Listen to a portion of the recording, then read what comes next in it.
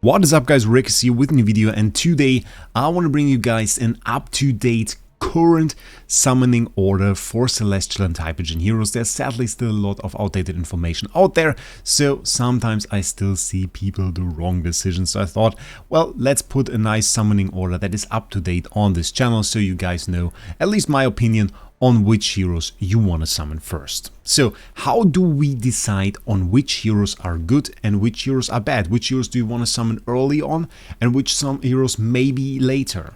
Well, in general, the heroes that grant you the most loot are the ones that you want to summon early on. Because the longer you get a lot of loot, the better your account will progress. So the more you can upgrade your heroes, the more you can increase your power, the higher you will be on different leaderboards. So overall, having a right choice right for the start and getting a Celestial Hypogean hero that enables you to get more loot from multiple game modes is the most important thing that you want to do, because it will make a difference in a month, in 2 months, in 3 months. And the longer you are ahead through those right decisions, the better you will be at the end, and the more ahead you will be, and maybe even outclass some spenders if you are free to play that made the wrong decisions. So let's take a look at what gives you the most loot. Well, what gives you the most loot? That is an easy question. It is Dream Realm. Dream Realm gives you the most loot.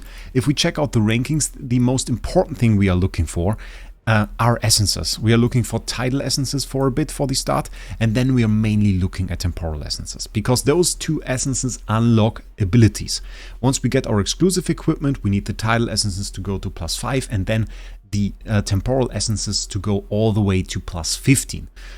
For many heroes it's enough to go for +10, for some +8. Sometimes, especially on Celestial and Hypogeans, there is an ability at +15 that you want. So being high up in this game mode, being high up in Dream Realm consistently, maybe even hitting the top 20, that will give you a ton of loot. You can see a temporal essence actually not a difference here until we go out of top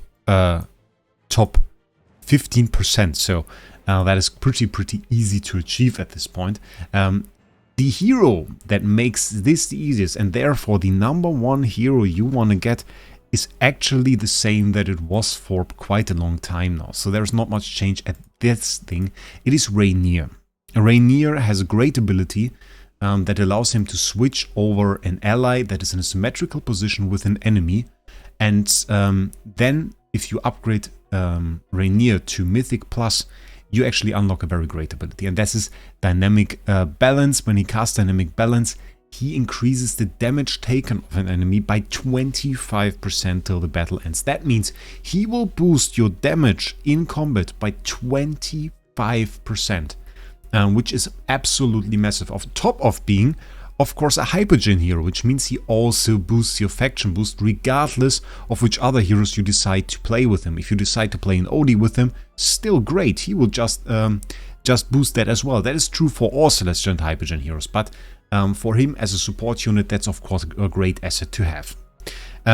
You are fine upgrading this guy to Mythic Plus. If you want to go a little bit further, get the +10 ability as well. The +10 ability reduces the allies' damage taken. You don't need this. You are actually fine with just +0 on this guy, to be honest. But at least I think if you want to have him survive a little bit better and stuff, I would go to probably +8, because what happens at +8 is that you max out those extra stats. You can see right now it only gives me HP, attack, and fizz and magic def, but till +8 you also get healing and crit resist. So I would recommend +8 on him for the moment, and maybe then later on enhance it to +10 once you have the resources for that. But Reinier is your #1 first choice for exactly this 25% damage boost. The second hero used to be Scarlita. Scarlita was a really great hero for AFK stages, might again be, honestly, because she is such a great hero. But nowadays, if you look into multiple teams, if you go into Dream Realm, if you go into many other game modes, you find another hero a bit more often, and that is Phraesto. Phraesto has become quite a common hero, not only as a main damage dealer for the last Primal Lord we saw, but also in Dream Realm he's commonly used because he deals actually quite a bit of true damage. And the nice thing with him is you have a tank that's has basically 2 copies. You get 2 bodies of this hero that both bolster an enormous amount of defenses and enormous amount of recovery potential. So you not only get a great tank, you also get a great damage dealer here. And the great thing really with this hero is he is really nice at like a low upgrade level even. So while you upgrade this hero, it is not like there is this huge threshold that you have to pass where he suddenly becomes super strong. But he will just be strong from the start. Might not keep up with the Supreme Plus tank that you have in your roster, but at one point you will notice, well, he is already super strong. So once you get your first copy of this and you enhance, it will only get better. And that is really the nice thing. You can just go to Legendary Plus, which is actually kind of nice. You already get the Fizz and Magic Depth there, but I would say you go further on this guy. You can go to like Mythic Plus. The Mythic Plus ability, in my opinion, is not that impressive. It's just a taunt and a stun, not that nice. At plus 15 it becomes nice because we get a resummoned illusion. Some guides recommend to stop at like Supreme.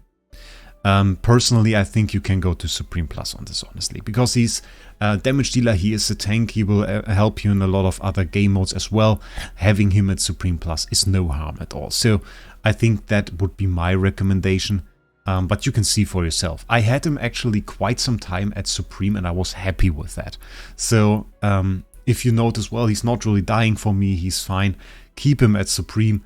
And you can go on to our next hero, which is our first full-on damage dealer. And surprisingly enough, and I already said second used to be Scarlita. Well, it's not even the third now, in my opinion. I would go to Talene, because Talene is not only super cool, and I know a lot of people actually just love to summon her for her skill effects because she looks so great in combat. No, she's actually also a very strong hero. And right now we have a nice opportunity to actually show her here against Kinkroker, the current Dream Realm boss. She actually took Thorin's place in here because she is able to revive and she can take the one-shot bubble from Kinkroker and just revive again afterwards, which is super great. And you can see she deals sustained damage.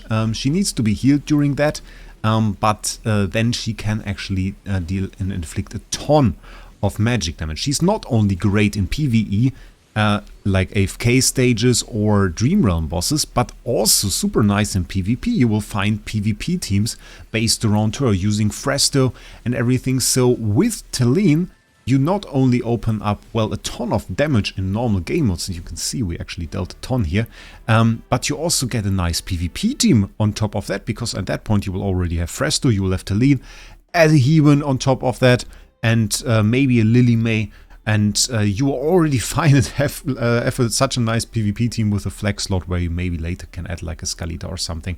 But yeah, she's pretty nice, and even in a situation where we fight an endless boss that is arguably more vulnerable to true damage, we are still in a very good position using her, and you can see she sees play against those bosses, and against a lot more of those bosses than a Scarlita would. I don't think I have even seen Scarlita against any of the Dream Realm bosses recently. That used to be a thing, but ever since the Talene release, not really anymore. So that is like the thing. I would definitely recommend Talene to you guys. She's a very cool hero actually. And for her, I think the most optimal upgrade state is Supreme Plus. The reason for that being she's really used as our damage dealer. We want to optimize the damage that we get from her, and that means we really want to get the stats from Supreme Plus here. Also at Supreme Plus, you can upgrade her weapon to plus 15, which gives you a very nice ability actually. She has a buff called Pyre of Renewal that she puts on the frontmost ally, which then is able to deal damage to the adjacent enemies and gets a little bit of HP recovery. And this ally is then able to be resurrected, which is pretty cool and can help you in some Dream Realm fights as well, or with some PvE strategies. And this allows you to basically just have a support hero or some other hero survive a little bit longer, get them back one time if they get one shot. There are heroes like Kinkroker that just inflict one enormous hit, and those guys, getting your hero back from that can be super great. On top of that, at Supreme Plus you get Enhanced Force, which increases her HP recovered. That is a very critical stat for her actually, because once she dies, her HP recovery actually reduces. So makes sense to upgrade that a little bit, and it will help her. And but just overall, you want to upgrade her damage as far as you can. So that being said, we're finally at Scarlita, because, well, made sense in that category, because you look for heroes that help us in PvE, in Dream Realms. She saw play in Dream Realm actually, because she is a rather potent true damage dealer. But in recent times, with Talene and Phraesto, and then more influence from like buffing Phraesto than really focusing on another hero, she kind of went away. She kind of didn't see any play anymore in Dream Realm. Still saw play in AFK stages, in the very nice team that we actually have, and I can show that. So she still saw play in those Celestial and Hypogean buff teams, Celestial and Hypogean faction skill teams, which are just super cool. So definitely still something that I really like about her, because she's very, very nice. Her ability is that she can finish off enemies and basically send them to orbit. I hope we get some nice hits here. You can sometimes just see an enemy fly straight across the board, which looks very, very cool. I hope maybe the last one would be so nice. Let's see about that. Come on, Scarlita, send them flying. She didn't, sadly. So, let's take a look at that ability, because her kit in general is very, very cool. She just has this massive AoE attack as an ult. She has true damage on all of her skills, which comes from a passive skill and depends on the allies being alive. And then at Mythic Plus, she not only gains her true damage. The true damage is part of this ability. Scarlita deals true damage if there are at least 4 surviving non-summoned allies, at +5 reduced to 3. And then at +10, we finally get the wonderful ability that I talked about. Once enemies are below a certain threshold, she can actually kick them from the battlefield, which then considered defeated. It looks super cool when they are sent flying, and is a very strong ability, because it allows you to finish some enemies that otherwise would survive on low HP. You can early on finish a Brutus or something before he even gets immune, something like that. So it is a rather nice ability, and often allows her to excel in combat in AFK stages, and also in PvP. In PvE, she becomes quite a threat, is known for finishing off allies that would otherwise, or enemies that would otherwise survive or revive. So definitely a pretty cool hero. Her Supreme Plus is also kind of nice. She protects allies with a shield in this first phase while where she is in the sky, and at that point she also grants them Fist Death and Magic Death, which I really like, I have to say. I really like that. The Mythic Plus is a must-have. The Mythic Plus +10 is also a must-have, and most people would even argue the +15 is a must-have, because it makes it so she can finish off enemies that have more HP. So if you want to have the +15, of course you want to get her to Supreme Plus, because that will unlock that. For the +10 you could go Supreme. I argue if you want to really use her, at least in PvP, it's definitely Supreme Plus. In PvE, she can work at Supreme, though this is like definitely one of the things that you then wanna upgrade. And I would argue, if you are at the point where you upgrade her, you upgraded the heroes that we talked about before. You upgrade your Reinier, you upgraded your Phraesto, you upgraded your Talene, and now you're at Scarlita.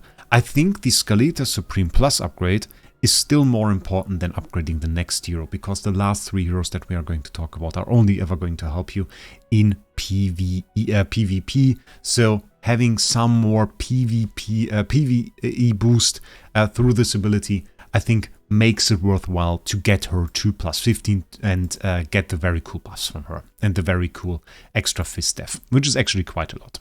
So the last 3 heroes that we talk about are really, well, nearly only used in PvP. The first one that we have to talk about is Dionel. Dionel, outside of some stages in Duras Trial, really only sees play in PvP, but is quite a cool hero there.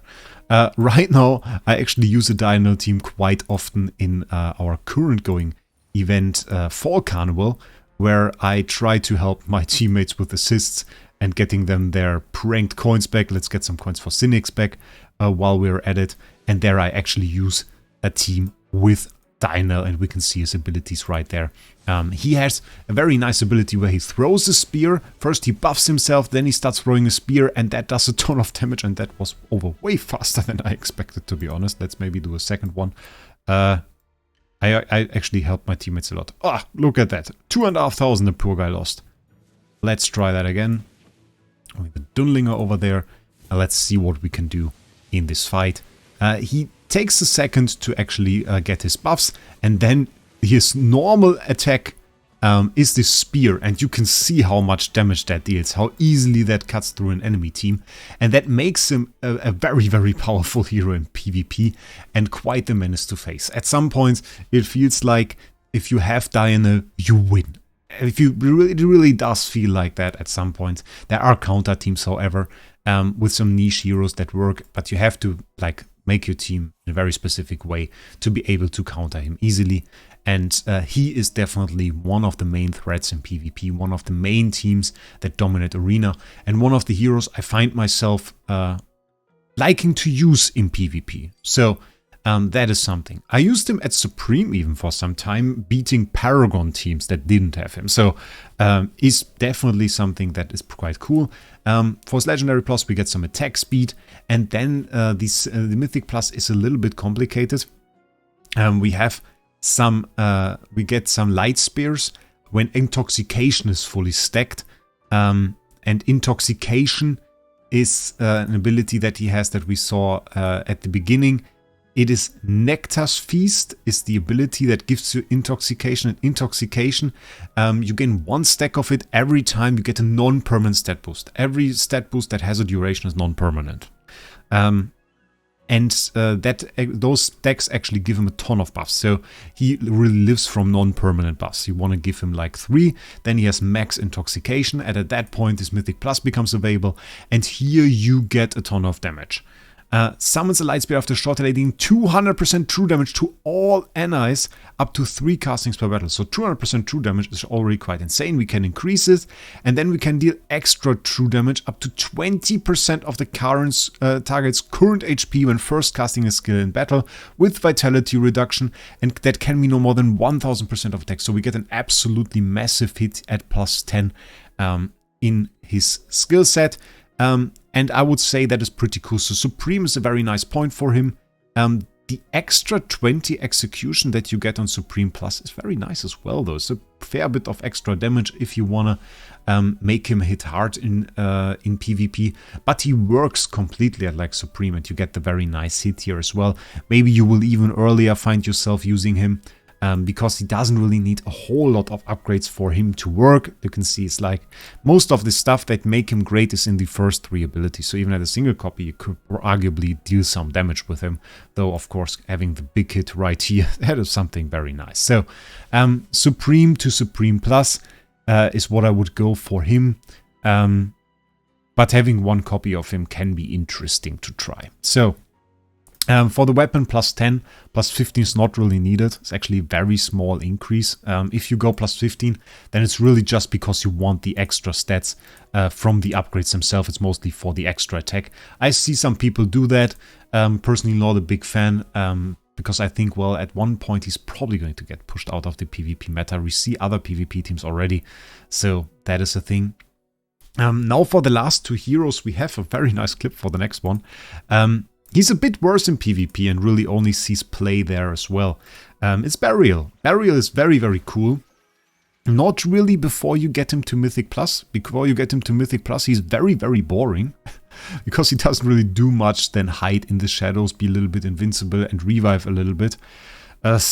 Boring. I really like his Mythic Plus ability the most. And that is, if a non-summoned enemy remains isolated for over 3 seconds, they lose 180 energy and generate a silhouette. And this silhouette is a little shadow that is like a spawn from him and acts like one of your minions. So you can have that on the board. You can have basically an infinite amount. I didn't find a limit yet. As long as you can keep them alive, because they usually lose HP. And you can build yourself a little bit of a shadow army, which is very, very cool. And we can take a little bit of a clip there, because he was actually useful in the last weeks in the Relentless Rumble event. And that was probably his prime time in the game for now. And let's take a little bit of a look at the clip from that. So this was actually my team against the Relentless Rumble Brawl 2 Endless Mode. Endless Mode, a lot of isolated enemies there that he can make shadows of, and we used a ton of healers for buffs and to let those Igor's shadows live. You can see them right there, and we're slowly building up our shadow army, and it turns out with a nice bit of synergy with Cassidy and her buffs, this Igor army became quite a menace, quite an insane source of damage, and the number one meta way to actually deal with this game mode, the whale way to deal with this game mode. Personally, I have to say I summoned Berial quite early. I regretted that. I really didn't get to use him much. So Berial, in my opinion, even though he is great for this Relentless Rumble event, you can clear Relentless Rumble without Berial. There are great teams for that. I showed some in the videos that I made. There is really not much of a reason to summon him, at least early on. If you have like all of the heroes, if you have like everything going, if you have Dionel, if you have Scarlita, everything that we said, then you can go for him. But other than that, I don't really see too much use of him. And that being said, like that is really all he does in my opinion. I saw some very limited clears of AFK stages, but that was about it. Well, a 41 kill here though. So really not an important hero. As I said, Mythic Plus at the minimum, and if you want, the plus 10 is really, really nice. You will need Supreme for that. Enemies lose 40 energy when they receive damage from the silhouette. If you have a ton of enemies there, of course, that get to be shadows, or summon a ton of shadows like we saw in the clip, that gets to be a very nice ability. But before that, the main part is alright, honestly.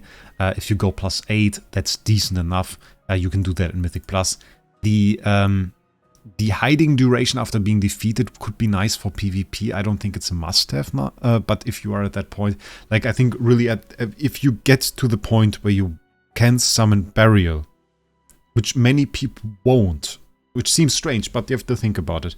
We already talked about that we want to summon Reinier, you want to summon Phraesto, you want to summon Scarlita, you want to summon Talene, not in that order, you want to summon Dionel, and now you would get to Berial. The thing is though, that they release 2 new heroes per season, so the likelihood of you ever getting to this point where you can summon Berial is really, really low. Because in all likelihood, at least one of the 2 heroes they release per season will be stronger than Berial. So I doubt many people are really going to summon him, which is like the thing. So yeah. I think it's pretty likely the next hero is going to be stronger than him, pushing him back at least one place. So, that being said, if you reach him, you probably are a whale, and then you can go for Supreme Plus. But at least go for Mythic Plus and get the plus 10, then maybe go to Supreme. Last one, Dunlingr. Disappointment. Disappointment straight up. I thought he was great. Because I thought this ability is so nice. It's like a very powerful effect. Unable to cast ultimate. He can block any enemy from casting their ultimate. How great is that? That is a very nice thing. And at Mythic Plus, you get to protect one of your allies, so you can still cast ultimates, buff the ally, you buff like your Lily May, you buff Scarlita, some crazy hero, I don't know, or a Dionel, and supercharge that hero into PvP. And the end result was, well, he's really not that useful. You can use him, you can block some ults with it, so can Lily May. Lily May does a ton more damage than he. He's not that tanky for being a tank, and this Bell of Order stuff really doesn't last long enough. It really doesn't last long enough. The effect lasts for like 6 seconds, which seems like a long time. But really, it ends when most heroes just reached their ult. So really doesn't have too much influence unless you cast it a second time. Then it can become a little bit impactful. But really, for the most part, I found myself using him for a bit of damage and the buffs he provides, because that is most what is in there. It can be nice to combine him with Lily May, because obviously, while his field is up and his Bell of Order field is up and blocks ults, while the enemies can't do ults. So she keeps her first ult counter effect, which means we can counter an ult right after and therefore reduce the amount of ults that the enemy might do within the time when we burst him down. So that's kind of interesting. He definitely needs Mythic Plus, because you want to have that protection effect. And in this effect, well, you see the upgrades are really not that complicated. Some boost for the ally that is protected. The 20 haste are really nice. They are on plus 15 though, which is a massive investment. But same as for Berial, I don't really want to even give you any point where you want to have him, because, well, at that point, if you reach this guy, you upgrade him to Supreme Plus. That is the thing. If you already got all of the other heroes, you upgrade this guy to Supreme Plus and you are fine. And you get a nice bit of attack speed for that, so it's absolutely good. Do you want to have the plus 15? Is it super important? Not really. But I take 20 haste when I see it. As a whale, I take 20 haste when I see it, and if you summon for this hero, you are a whale, so probably yes. That being said, so what's the final order now? Well, the final order, we can display it maybe a little bit here, is pretty easy. Reinier, Mythic Plus, go to Supreme or Supreme Plus, depending on your budget. If you are a higher spender, if you would consider yourself that, go Supreme Plus. If you're not, go Supreme. On our Phraesto, then you want to have a Supreme Plus Talene. You want to have a Supreme Plus Scarlita. And beyond that point, you get to the PvP heroes, where Dionel is your best choice. You want to have him at least at plus 10, and probably want to have at least that Supreme at Supreme, which gives you a very nice bit of power. You could go beyond that. And then you really enter the whale territory already, where you only have Berial, which is nearly purely a PvP hero, and Berial and Dunlingr, which are the last heroes. I don't even want to really recommend any upgrade stage. You will probably go to Supreme Plus at this point, though most free-to-play or low spenders won't even reach this hero, as there are 2 new Celestial Hypogean hero every single season, and I'm pretty sure those will outperform Berial and Dunlingr, though, well, again, at that point, Dunlingr is a little bit of a negative example, as he's the newest hero and made it straight to the bottom of that list, which is a little bit of a disappointment. So, anyway, I hope this video helped you. I hope that you found a nice combination for you. Maybe tell me down in the comments how far you are, how many Celestial Hypogean heroes do you have? Do you regret any choices that you made? For me personally, I regret summoning Berial very early. I summoned him before Dunlingr. I think I even summoned him before Scarlita. And that is something I have to say I regret, because I didn't end up using him. And having a Dionel now, I feel like it was a much better choice would have been a much better choice to go for Dionel, dominate a little bit in PvP before going for Berial. So, I would say I wish you a great day. If you haven't already, make sure you subscribe to the channel. And with that, we'll see us in the next one.